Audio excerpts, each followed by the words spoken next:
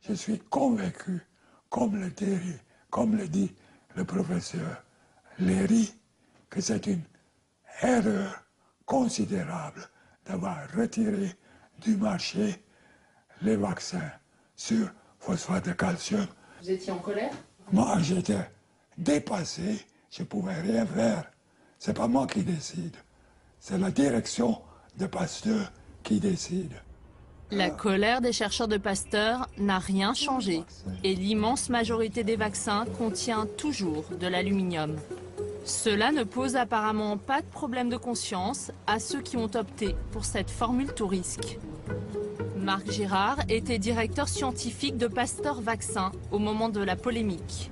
Il reconnaît que la décision d'arrêter les vaccins au phosphate de calcium est un choix avant tout industriel. Avec l'arrivée de Mérieux, si vous voulez, les choses sont devenues beaucoup plus professionnelles. C'était des professionnels, c'était des industriels. C'est là où, dans un souci de rationalisation, l'Institut Mérieux a dit, écoutez, on laisse tomber le phosphate de calcium, tout le monde fait de l'hydroxyde d'aluminium. Pourquoi un souci de rationalisation? Parce que dans une industrie, c'est toujours plus compliqué d'avoir différents produits qu'il faut mélanger, pas mélanger, éviter de mélanger, etc. C'est plus simple d'avoir une ligne unique.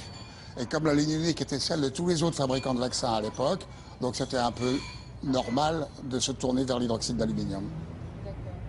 Cette vision industrielle, Marc Girard continue de la défendre, même lorsque nous lui parlons des malades de la myofasciite à macrophages. Soyons clairs, par rapport aux milliers de millions de doses de vaccins qui sont utilisées dans le monde, ça représente un nombre infime. C'est 3 patients à Créteil ou je sais pas quoi. 1000 patients en France? 1000 patients en France. On sacrifie. Non, c'est pas qu'on les sacrifie. Je suis en train d'essayer de vous montrer que le tout n'est pas de se concentrer sur le pauvre clochard qui est malheureux, mais qu'il y a aussi le reste de la communauté. Ce pauvre clochard, ce sont des centaines de malades sacrifiés par l'industrie pharmaceutique. Marc Girard va finir par reconnaître cet excès de cynisme. C'est vrai, votre réaction est tout à fait bien. Il faudrait faire quelque chose pour ça, et c'est un problème sur lequel on ne se penche pas, c'est vrai, je le reconnais, tout à fait. Il faudrait se pencher dessus. Aujourd'hui, qui se préoccupe vraiment des 1000 malades français de la myofasciite à macrophages? Il existe une autorité chargée de veiller sur notre sécurité sanitaire, l'AFSAPS, l'agence française qui contrôle la sécurité de nos médicaments.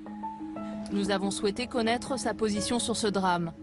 Pour Jean-Hugues Trouvin, le conseiller scientifique du président, la myofasciite à macrophages ne concernerait que 500 malades, encore une quantité négligeable.